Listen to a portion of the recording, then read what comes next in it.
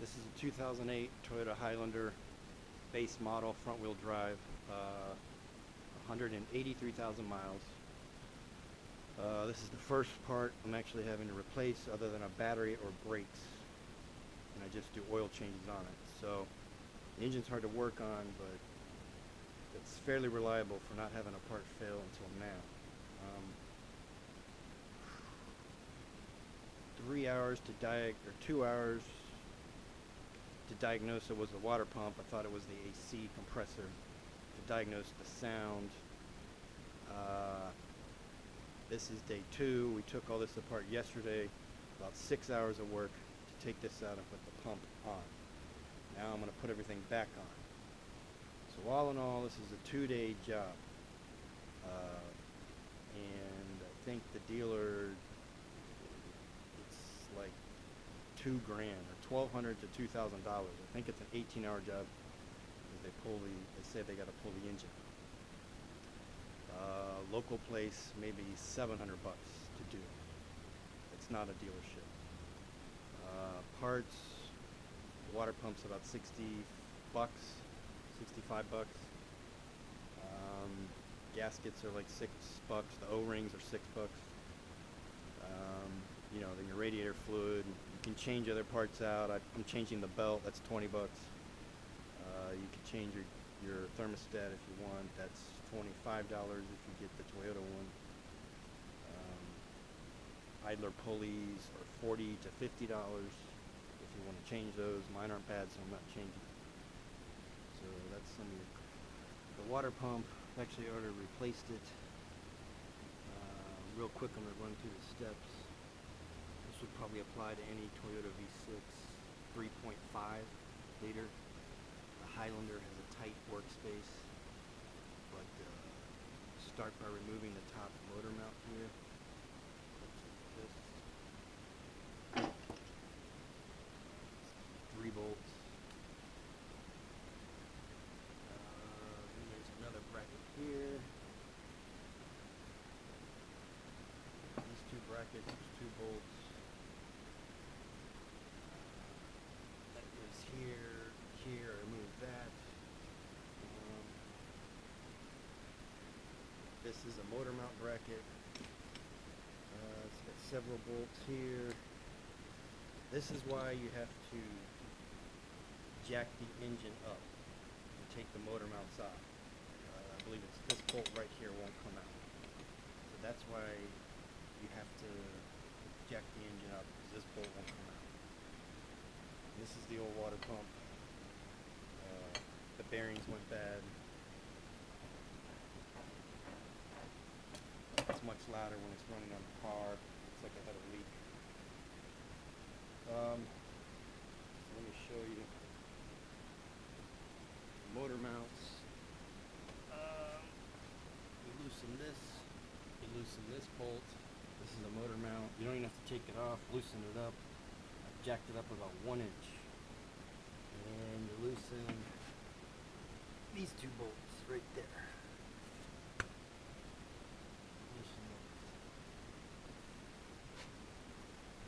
Access, you don't have to take this flywheel off right here. It's a little bit more work to get the water pump out, but you don't actually have to take it off. At least I did. So once you get that top motor mount assembly off, there's 2 bolts for the upper radiator hose mount. The thermostat is actually in here if you want to replace it.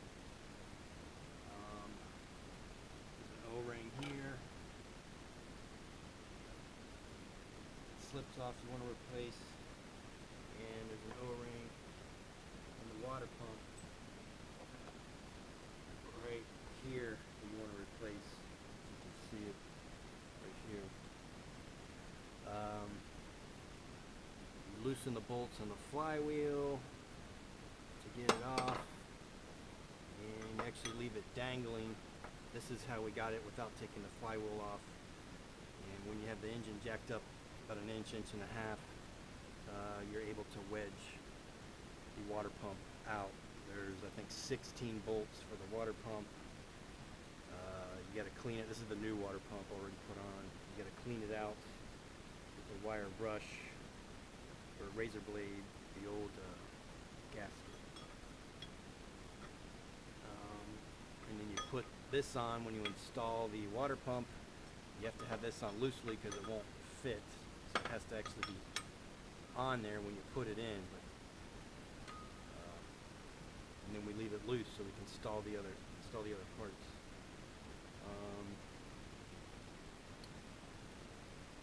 One thing, this O-ring for the water pump does not come with the kit, and when you take it out it expands because it's old or it's filled with oil, and it won't fit back in the new one. You can see it just expands. So you got to buy a new O-ring from Toyota. Here's the part number, but they can look it up real easy. That's for the water pump, water inlet gasket, and then an O-ring for the other radiator pipe. They do sell this at Advance, even though they said they don't. I found it if you type in thermostat for a 2008 Toyota Highlander, it comes up. It's $2.99. It's $3.79 at Toyota. This is $1.99. But they do have it. But even after going there, they couldn't even find it. But then if you look on the internet, it's there and it was in stock. So the dummy screwed me up. The one that comes with the O-ring kit is actually for a thermostat. They give you an O-ring. That's for a thermostat. I don't know if it fits the Toyota. I didn't use it. They don't give you these two O-rings. You have to replace them. The idler arms just come out with the idler pulleys come out just a screw. The tensioning pulley is the same, except it uses a left-handed thread. Don't mix them up, or it won't thread in. You'll know when you try to thread it. The tensioning pulley. It's left-handed thread, so you turn it opposite to get it off. So I'm going to put everything back together here. The drain for the radiator, you got to do that almost in the beginning. Also disconnect your battery. It's like right about here. There's a little drain cock. That'll drain most of your radiator fluid, but not all of it. There's some other valves. You also have to open your coolant here to have it drain better with air, but prevent it. You'll still have coolant when you're taking the water pump and pipes off, and it's going to spill everywhere. There's drains throughout the engine somewhere. If you don't want to mess with it, just know you're going to have radiator fluid draining, have a pan underneath, and it'll be a little bit messier. I don't know, I couldn't find these other drain valves in the engine block. So I'm going to keep installing it. I'll do another video here when it's all back together. You can use regular radiator fluid. This is the Toyota patented red stuff you can only get from Toyota. It's like $50. It's expensive, but you can use regular radiator fluid. You know your water pump's going bad when it's either leaking or it makes that sound. One other note, you jack the engine up on the oil pan, which I know sounds crazy to jack the engine up on the oil pan. Just use a block of wood, but you got to jack it up on the passenger side. You don't take these mounts off, only these. You loosen the engine mount. You only got to jack up about an inch to get that bolt out. It's still hard to get those bolts out, but there's not really anywhere else to jack it on this side of the engine. Ideally the transmission here would have been good with the block of wood, but it's too far over, so you only jack it up like an inch. See the clearance I still have here. This is the idler tension pulley. You don't have to take the whole assembly off. Just, this is a left-handed thread. See the L on it. Just got to unscrew it. There's no need to take the whole assembly off. One other thing to tell you, in the Highlander, this 2008 Highlander, you have your low pressure AC line here, another AC line, and your brake lines here. So, this is aluminum, it's soft. The bolts come out of these objects and hit this, the brake lines. You don't want to do that. That would be a major problem if you ruptured your brake or AC lines. It's just a note, okay?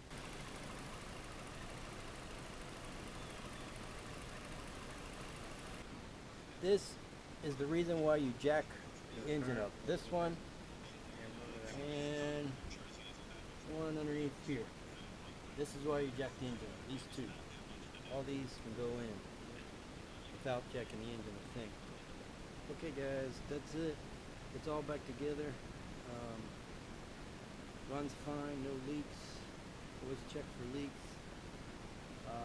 One thing I'll say is this thing takes, I think, 8.8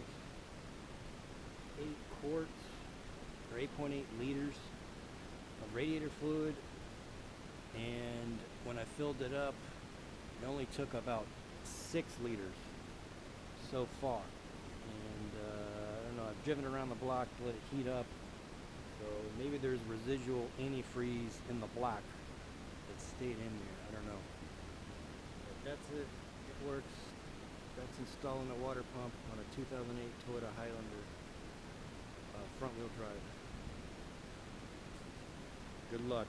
Took about 1.5 days, so maybe 8 to 10 hours of work.